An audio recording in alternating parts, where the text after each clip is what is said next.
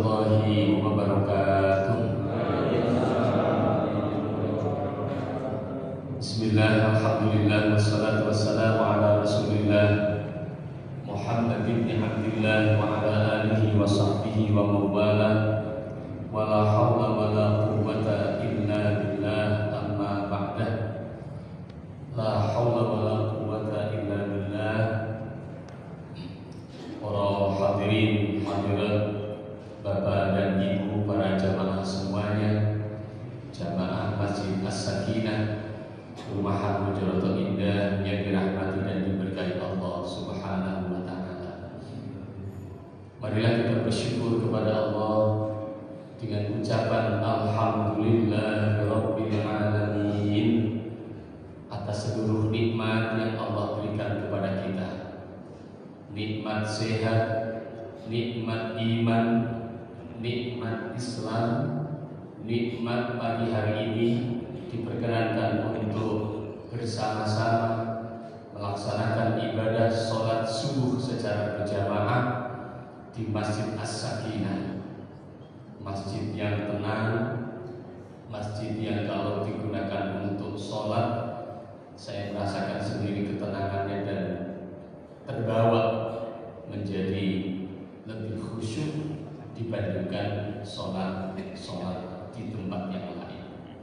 Mudah-mudahan ketenangan ini, kekhusyuan ini menjadikan ibadah kita, sholat kita diterima oleh Allah Subhanahu wa Ta'ala. Amin ya rabbal alamin.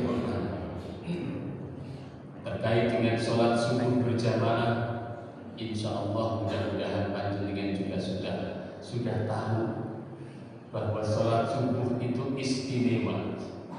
Sholat subuh itu istimewa. Akan lebih istimewa lagi bila dilaksanakan dengan berjamaah. Akan lebih istimewa lagi dilaksanakan di masjid. Sampai-sampai ada gerakan yang namanya gerakan sholat subuh berjamaah secara masif. Kenapa? Untuk mendapatkan keistimewaan sholat subuh. Sholat subuh yang dilaksanakan secara berjamaah, di samping jelas pahala secara umum mendapatkan tingkatan 27 derajat. Sholatul jama'ati afdalu min sholatil fardhi bi 27 darajah. Sholat subuh atau sholat jamaah yang dikerjakan oleh kita semuanya pahalanya lebih baik 27 derajat dibandingkan kalau sholatnya sendiri. Sholat subuh yang dilaksanakan secara berjamaah mendapatkan pahala 27 derajat, 27 tingkat lebih tinggi daripada dilaksanakan secara sendiri. Orang yang sholat subuhnya berjamaah masih ditambahi oleh Allah Subhanahu wa Ta'ala pahala sholat sunnah semalam suntuk. Pahala sholat sunnah semalam suntuk.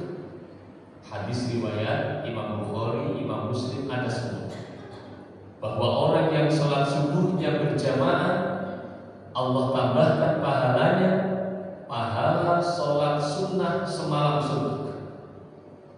Yang namanya malam itu diawali dengan tenggelamnya matahari, berarti waktu maghrib. Diakhiri dengan terbitnya fajar, berarti waktu subuh. Waktu maghrib sekitar jam 6 petang, waktu subuh sekitar jam 4 pagi. Bayangkan ada berapa jam itu? Sedemikian lamanya, jam 7, 8, 9, 10, 11, 12, 1, 2, 3, 4, 10 jam. Waktu malam 10 jam. Apabila digunakan untuk sholat sunnah, sholat sunnah itu pahalanya diberikan kepada orang yang melaksanakan ibadah sholat subuhnya berjamaah. Masya Allah. Orang yang cerdas tidak akan meninggalkan sholat subuh berjamaah. Kenapa? Karena begitu kita melaksanakan sholat berjamaah, pahalanya masih ditambahi sedemikian rupa, sedemikian banyak oleh Allah Subhanahu wa Ta'ala. Seolah-olah andaikan kita tidak mampu untuk melaksanakan qiyamul lail, andaikan kita tidak mampu melaksanakan qiyamul lail, bangun tengah malam untuk melaksanakan sholat sunnah, andaikan tidak mampu, maka dengan kita melaksanakan sholat subuhnya berjamaah, pahalanya masih lebih banyak daripada kita melaksanakan qiyamul lail. Tetapi andaikan kita mampu, qiyamul lailnya juga iya, sholat subuhnya juga berjamaah, masya Allah, luar biasa orang yang bisa semacam ini, dan mudah-mudahan kita termasuk yang di dalamnya. Allahumma amin ya rabbal alamin. Mohon maaf, bukan berarti saya kemudian menghalang-halangi panjenengan untuk tidak qiyamul lail. Cukup aja sing penting sholat subuh jamaah, orang usah qiyamul lailan. Betul. Karena qiyamul lail apabila kita mampu melaksanakannya, ada keistimewaan sendiri yang disampaikan oleh Allah Subhanahu wa Ta'ala.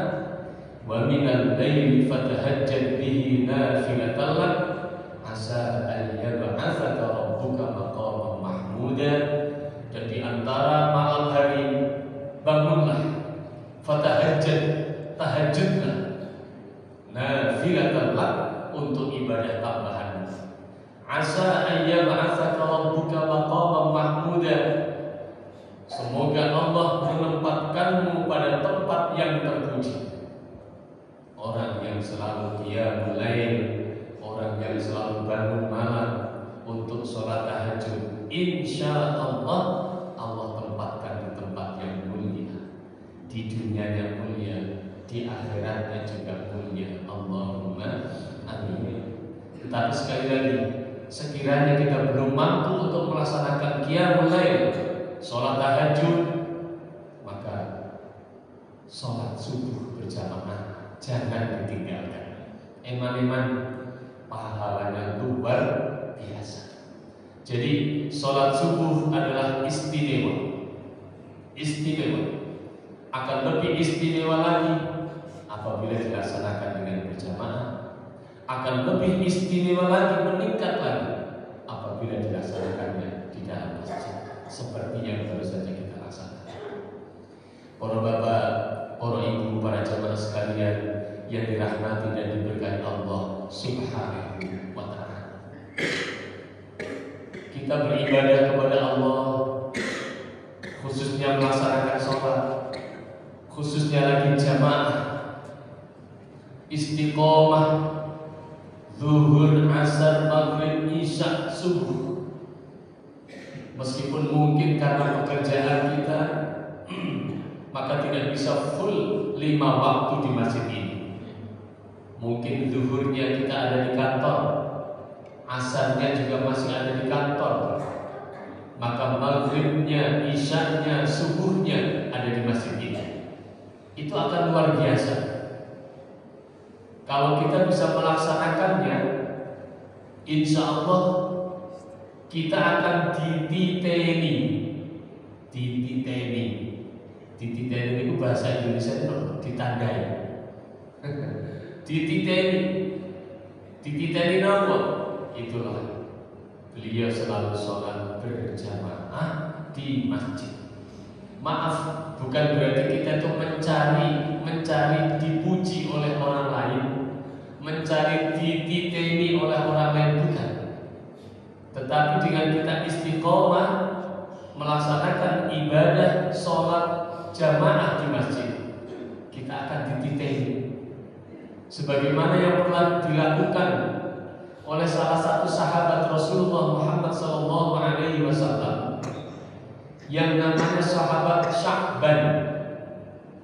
Sahabat Sya'ban ini sebelum adzan dia sudah datang di masjid, kemudian mengambil posisi istiqomah. Istiqomahnya di mana? Di tempat itu, tidak pindah-pindah. Misalnya Kalau di Masjid As-Sakinah mungkin mengambil tempat di sisi sebelah kiri sini misalnya. Maka setiap kali dia datang sebelum azan dia mengambil posisi di sini, istiqomah, tidak pindah-pindah tempat. Karena tidak pindah-pindah tempat sampai Rasulullah Muhammad SAW menghafalinya bahwa disinilah tempatnya sahabat Sya'ban. Suatu ketika para bapak dan ibu, para jamaah sekalian yang dirahmati Allah Subhanahu wa taala, Rasulullah SAW mau sholat subuh seperti kita ini. Kemudian beliau melihat tempat yang biasanya ditempati oleh sahabat Sya'ban. Rasulullah melihat kok Sya'ban belum ada.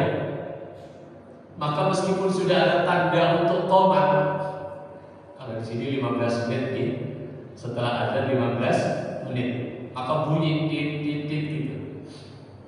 Ketika sudah waktunya mau qomat, Rasulullah menahan dulu, jangan dulu dikomati. Sya'ban belum datang, Sya'ban belum ada. Siapa tahu ada sesuatu hal yang menjadikan Sya'ban belum datang di masjid tepat waktu sebagaimana biasanya. Mungkin tadi malam habis makan apa sehingga perutnya mules, bisa jadi perutnya mules sehingga bolak-balik terjeding, yang semestinya berangkat ke masjid menjadi tertunda. Sik, ojo dikomati sik. Kita tunggu dulu saja. Masya Allah, istimewa. Gara-garanya apa? Gara-garanya istiqomah, tempatnya di situ sampai dititeni Kanjeng Nabi Muhammad SAW, sehingga ketika mau qomat sik mesak Sya'ban enteno sik mbok menawa cik nanggone perjalanan sampai menjelang akhir sholat subuh. Bapak dan Ibu, kalau sekarang berarti waktu subuh akhirnya berakhir pada jam 5:35. Jam 5:35 itu waktu subuh habis.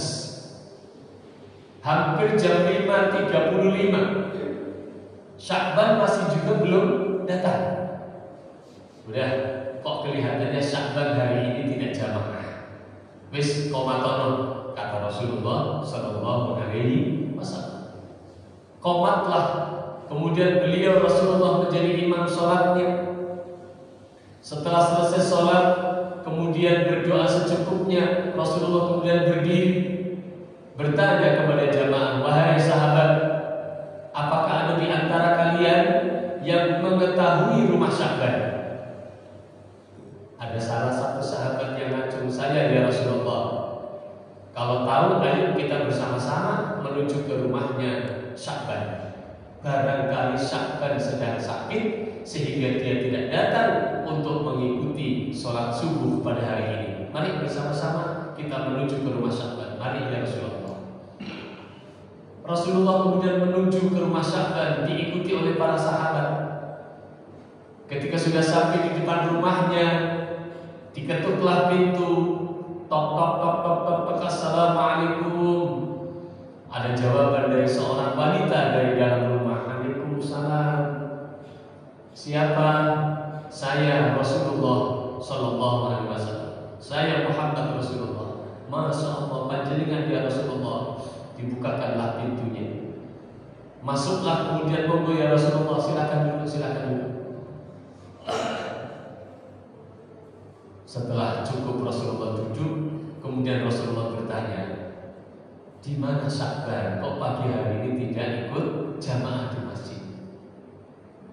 Istrinya menjawab, ya Rasulullah, baru saja selesai suami saya Sya'ban dimakamkan. Ternyata Sya'ban meninggal dunia. Baru saja selesai suami saya Sya'ban dimakamkan. Masya Allah, saya tidak tahu, kata Rasulullah.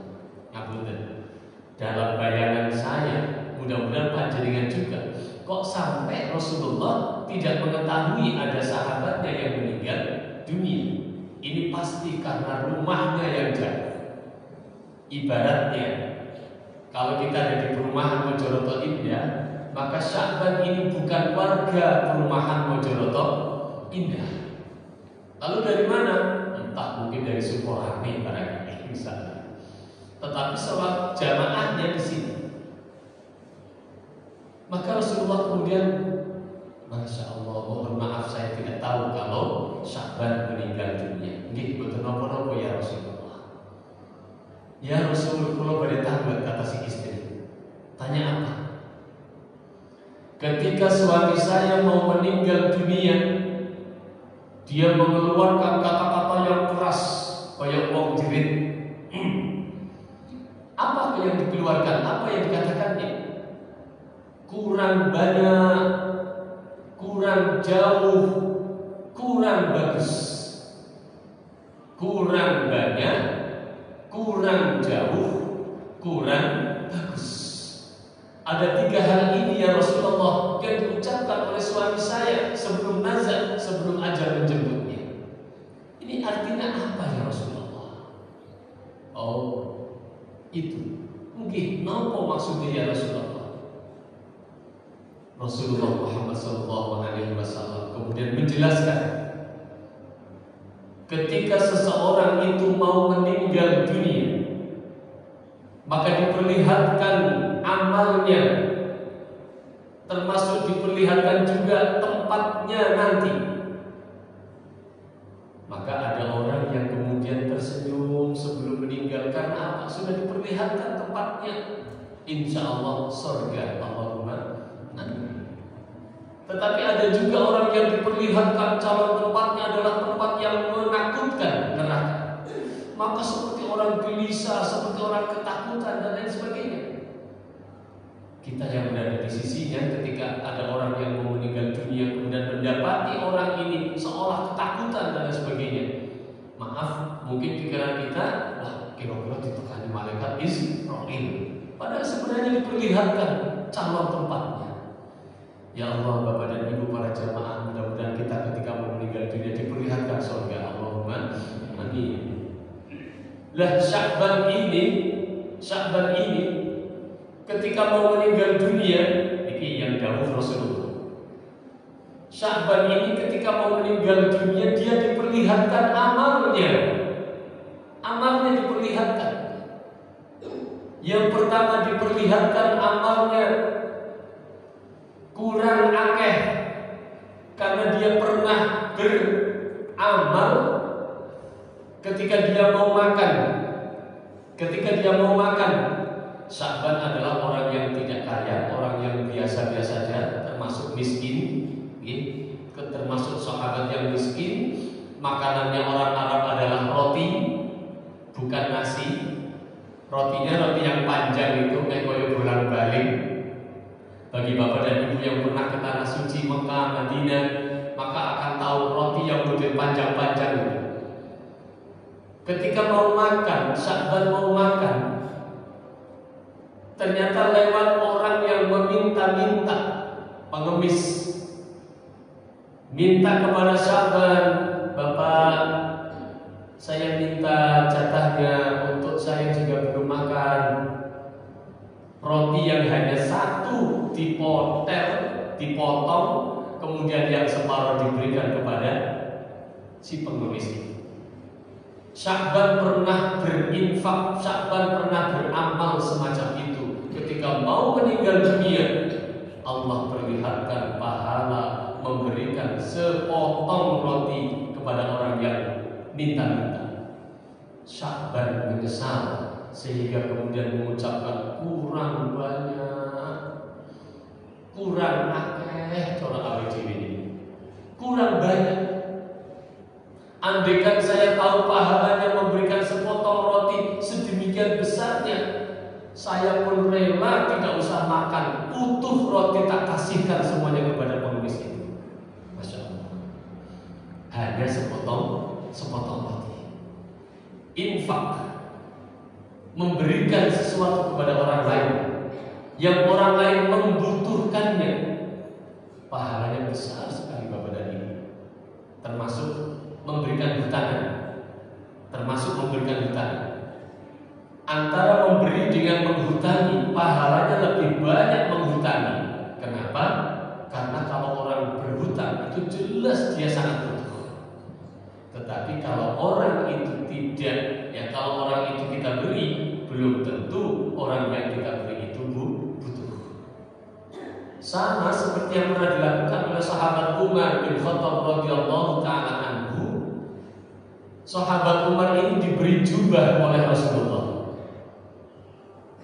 Salah satu jubah Rasulullah diberikan kepada sahabat Umar. Sahabat Umar menolaknya karena dirasa tidak butuh jubah.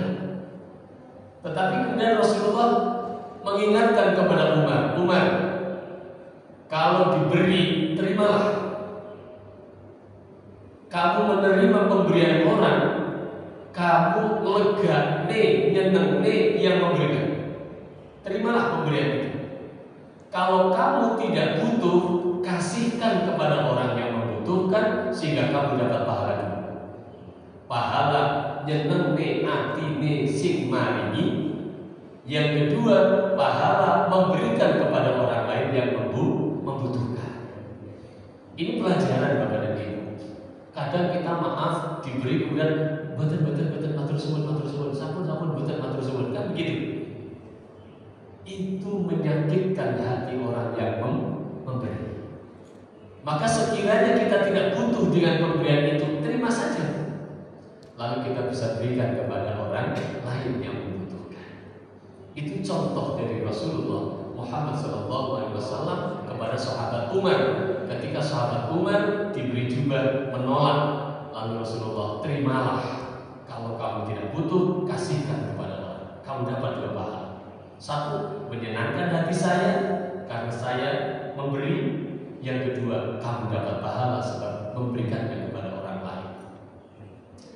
Jadi memberikan sesuatu kepada orang lain yang dibutuhkan, Masya Allah, ganjaran wakil. Orang yang sudah berhari-hari tidak makan, kemudian minta sepotong roti, dipotong, dikasihkan oleh Syakban. Orang yang menerimanya, si pengemis itu, Masya Allah senengi karena bisa makan. Ternyata ganjarannya saponten kata ketika Syakban mau meninggal dunia diperlihatkan sehingga kemudian dia bengok, kurang akeh. Ngerti ngene tak paring kabeh. Itu yang pertama kata Rasulullah. Yang kedua, Syakban juga berteriak, kurang jauh. Kurang adoh, coba bahasanya kecil. Kurang jauh. Itu adalah Syakban diperlihatkan pahalanya. Dia jamaah dari rumah menuju ke masjid. Diperlihatkan pahalanya. Dia berjalan kaki dari rumah menuju ke masjid. Saking blok A, blok B, blok C, sing paling tompo piyambak blok nomor itu. Blok D, paling tompo piyambak blok D. Datang pagi-pagi atau siang hari, zuhur, asar, maghrib, isya, subuh. Syakban apalagi sebelum azan sudah datang di masjid. Ya, sebelum azan sudah datang di masjid. Mungkin panjenengan juga pernah melihat video. Ada seorang tua, tapi ini video Malaysia, bahasanya bahasa Malaysia kayaknya. Orang yang sudah tua, harinya hari Jumat, mau Jumatan, dia berangkat jam 7 pagi. Jam 7 pagi dia berangkat menuju ke masjid. Ditanya oleh orang, Pak mau kemana? Mau ke masjid. Oh, masih jam 7, mau Jumatan. Masih jam 7, kok sudah berangkat? Dengan berjalan kaki. Jam 7 sudah berangkat. Orangnya sudah tua. Jenggotnya sampai putih situ. Kalau dengan video itu, dia jawab, ini jam 7 saya malah sudah terlambat. Biasanya saya jam 6 sudah berangkat kalau mau Jumatan. Masya Allah, ketakwaan seseorang ketika sudah tinggi, contohnya seperti itu. Kalau masih masuk kantor ya Pak ya. Jam 7 masih masuk kantor, nanti di kantor istirahatnya jam 11, baru kemudian kita persiapan untuk sholat Jumat. Maka Bapak dan Ibu, khususnya Bapak-bapak, saya kasih tahu, kalau panjenengan hari Jumat, khusus hari Jumat, panjenengan kemudian mau berangkat menuju ke Masjid As-Sakinah dalam rangka sholat subuh berjamaah, monggo panjenengan niyati juga berangkat Jumatan. Panjenengan ya, panjenengan niyati juga berangkat Jumatan, berangkat menuju ke masjid untuk sholat subuhnya jamaah, tetapi panjenengan niyati juga Jumatan, sehingga nanti sampai di masjid ini ibadah secukupnya, panjenengan itu sudah tercatat oleh malaikat, sebab setiap hari Jumat itu malaikat membuka buku tamu di depan-depan pintu untuk mencatat siapa saja yang datang. Muga-muga masih kelingan sapa sing tekone disi dhewe entuk ganjaran unta. Betul ini besarnya pahala. Lah kita dapatkan dengan kita sambil berangkat sholat subuh, tapi di dalam hati kita niat sekalian sholat Jumatan. Selesai ibadah secukupnya di sini, mungkin sampai jam 5, jam 5 seperempat, karena tidak ada kajian, sebab memang bukan bulan Ramadan. Panjenengan kan kondur, tetapi panjenengan sudah terhitung sholat, niat sholat Jumat. Cuma pulang dulu karena akan melaksanakan aktivitas yang lain, misalnya berangkat ke kantor dan lain sebagainya. Nanti jam 11 persiapan untuk berangkat menuju ke masjid, rihil untuk melaksanakan ibadah sholat Jumat. Ganjaran Jumatan sudah didapatkan pagi hari tadi ketika sekalian berangkat jamaah subuh. Bapak dan Ibu sekalian, para jamaah yang dirahmati Allah, Sya'ban diperlihatkan pahalanya jalan kaki dari rumah menuju ke masjid dalam rangka sholat jamaah. Masya Allah, bengok kurang aduh. Begitu tahu pahalanya, ternyata pahalanya besar. Ngerti gini aku budal sing luwih adoh nek, sehingga mendapatkan banyak pahala dari jalan kaki dari rumah menuju ke masjid. Mulane sunnah Bapak dan Ibu, sunnah apabila kita menuju tempat yang baik, masjid misalnya, maka kita itu disunahkan untuk mengambil rute yang jauh.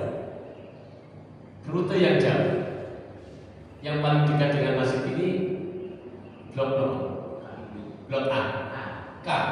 Yang paling dekat adalah blok K. Boleh panjenengan jalan dulu ke barat.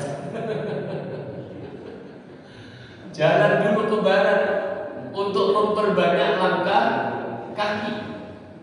Apalagi waktu subuh. Was-subhi idza tanaffas, demi waktu subuh ketika mengeluarkan udara yang segar. Was-subhi idza tanaffas, demi waktu subuh ketika mengeluarkan udara yang segar. Panjenengan berangkat dari rumah sambil menghirup udara segar, sambil panjenengan jalan kaki, diniati olahraga juga, ya, menggerakkan badan. Dari blok K coba jalan dulu agak jauh, supaya apa? Mendapatkan jumlah langkah kaki yang banyak, sehingga memperbanyak amal ibadah, memperbanyak pahala yang ditulis oleh Allah Subhanahu wa ta'ala. Sya'ban mau meninggal dunia, diperlihatkan amalnya, pahala berjalan kaki dari rumah menuju ke masjid, getun ngerti ngene taksih luwih adoh sebab ternyata setiap langkah kakinya dinilai pahala. Masya Allah.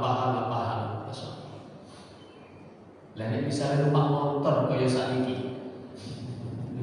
Bisa numpak motor yo malah double. Sebab motor niku kakinya kan dua. Kaki depan, roda depan dan roda belakang. Monggo, yang jelas semuanya adalah karena keikhlasannya. Insya Allah Allah Subhanahu wa Ta'ala Maha tahu untuk memberikan pahala kepada kita semua. Yang ketiga, Sya'ban itu bengok, jerit, kurang bagus, kurang api. Ternyata Bapak dan Ibu, Sya'ban pernah sedekah baju. Kalau di Arab sana itu ada musim panas, ada musim dingin. Li'ilafi Quraisy ilafihim rihlatasy syita'i was-shaif. Rihlatasy syita'i was-shaif, ada musim panas dan musim dingin. Ketika musim dingin, maka pakaian yang dipakai double. Kalau hanya satu, kademen. Corawe dhewe gawe jaket lah, gampangannya double jaket. Sudah pakai baju, masih pakai jaket lagi. Kenapa? Dingin. Suatu ketika Sya'ban ini berangkat dari rumah menuju ke masjid. Karena musim dingin, maka memakai baju double. Ternyata di tengah jalan ada orang yang tidak punya baju. Saking miskinnya tidak punya baju, dan kelihatan kalau kedinginan sebab dia geletak kalau ringkel, kademen. Tergerak dalam hati Sya'ban ini, Masya Allah, nyawa kokoyo ini mesak nih. Ada kepedulian sehingga baju satu dilepas, baju yang satu dilepas diberikan kepada orang yang tidak pakai baju ini. Pak, buku Pak, jenengan damel Pak, adem Pak, adem, jenengan damel ini baju. Baju double yang dipakai oleh Sya'ban dilepas, kemudian diberikan kepada orang yang tidak pakai baju karena sama-sama kedinginannya. Ini peduli kepada orang lain. Lah ternyata ketika mau meninggal dunia, Allah Subhanahu wa Ta'ala perlihatkan pahala Sya'ban memberikan baju kepada orang yang tidak punya baju lagi. Padahal bajunya baju bekas, baju yang dipakai. Sya'ban bengok, kurang bagus. Ngerti koyo ngene ganjarane kewedi, tak golekne sing luwih apik, syukur nek aku duwe sinyal, tak paringne klambi sinyal ben ganjarane langkung kathah. Masya Allah. Menika Bapak dan Ibu, kurang akeh ternyata pahala yang diberikan oleh Allah kepada kita ketika kita berinfak, diperlihatkan. Kita harus sadar bahwa ternyata kurang banyak, kurang adoh, kurang jauh. Allah perlihatkan pahalanya kita jalan kaki dari rumah menuju ke masjid. Ternyata setiap langkah yang kita lakukan dari rumah menuju masjid, Allah berikan pahalanya. Merasa kurang jauh. Dan yang terakhir, merasa kurang bagus apa yang diberikan kepada orang lain, karena memang bajunya baju yang sudah dipakai, yang sedang dipakai, sehingga wajar kalau kurang bagus. Tetapi yang seperti itu pahalanya luar biasa besar. Akhirnya menyesal, ngerti koyo ngene, tak paringi klambi sing apik. Sebentar lagi mau lebaran, kalau ngasih kepada orang baju yang bagus-bagus. Ya Allah, bisa dipahami kepada Ibu. Mudah-mudahan menjadi inspirasi bagi kita. Kelihatannya amalnya sepele, amalnya sepele, kelihatannya sepele. Bagaimana tidak sepele? Sepotong roti dipotong, dikasihkan, sepele. Kelihatannya sepele, baju yang lagi dipakai karena double, yang satu diberikan kepada orang lain. Kelihatannya sepele, tetapi pahalanya luar biasa. Monggo panjenengan baju-bajunya yang banyak di dalam almari barangkali banyak yang tidak dipakai. Wong awake dhewe niku ndamel ageman pakai baju itu kan tergantung kesenengannya. Saking senenge siniki yo panggahi piye bar tumbah disetrika dilempit lebok di lemari cik digoleki neh dipakai lagi. Sedangkan yang ditumpuk niku malah kadang boten didamel beras. Saestu niku. Gino betul. Coba diambil itu baju, berikan kepada orang yang insya Allah banyak yang senang. Apalagi baju-baju panitia dengan jarang dipakai, mesti masih bagus-bagus.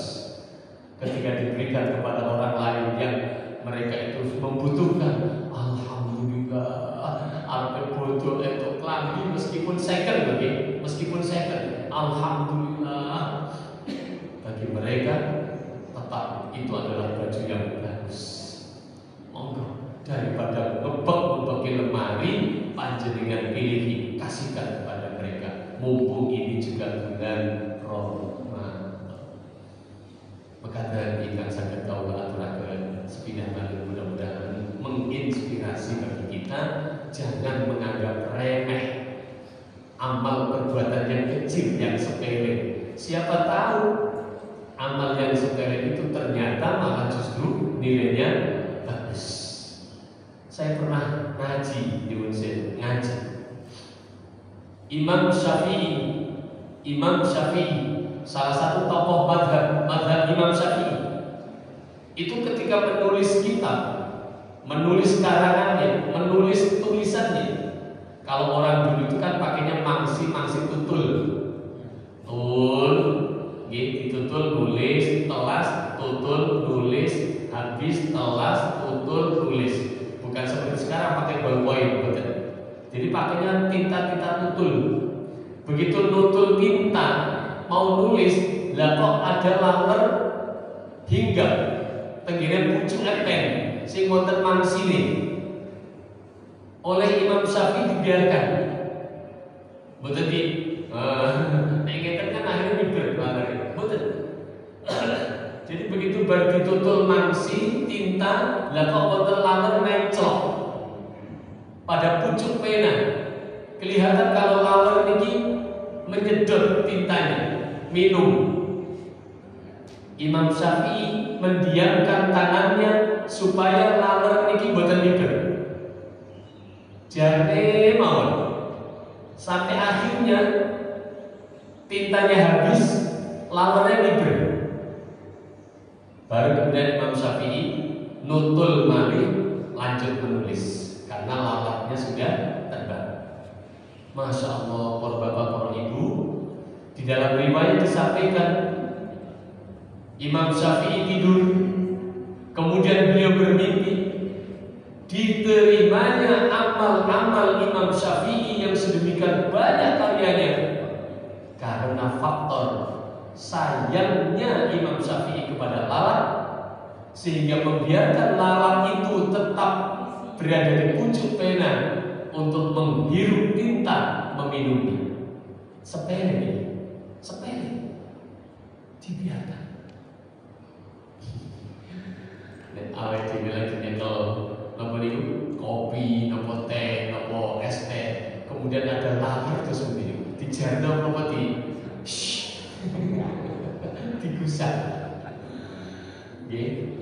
Kalau kita ingin niru Imam Syafi'i, sapa ngerti wong lalat niku yo butuh minum. Kalau kemudian kita biarkan, monggo, itu akan menjadi amal kita.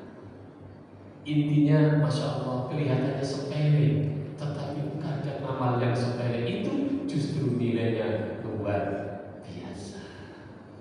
Mudah-mudahan ada guna dan manfaatnya. Allahumma amin ya rabbal alamin.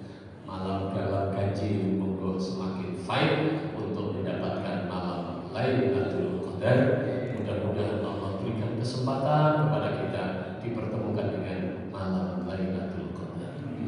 Amin ya Allah ya rabbal alamin. Al-Fatihah.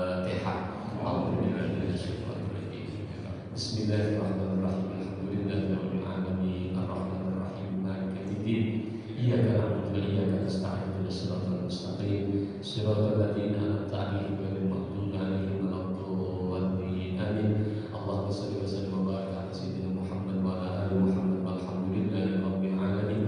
اللهم انفعنا بما علمتنا وعلمنا ما ينفعنا وزدنا علما نافعا وباركا في الدين والدنيا والآخرة.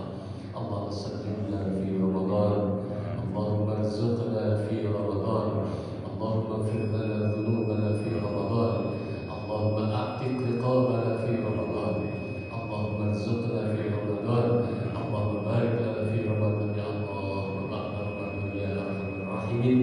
ربنا آتنا في الدنيا حسنة وفي الآخرة حسنة وقنا عذاب النار وادخلنا الفردوس مع الأبرار يا عزيز يا غفار يا رب العالمين. وصلى الله على سيدنا محمد وعلى آله وصحبه وبارك وسلم. سبحان ربك رب العزة عما يصفون وسلام على المرسلين والحمد لله رب العالمين. الفاتحة. الحمد لله رب العالمين. صراط الذين أنعمت عليهم. Matur sembah nuwun, wallahu muwaffiq ila aqwamit thoriq. Wassalamualaikum warahmatullahi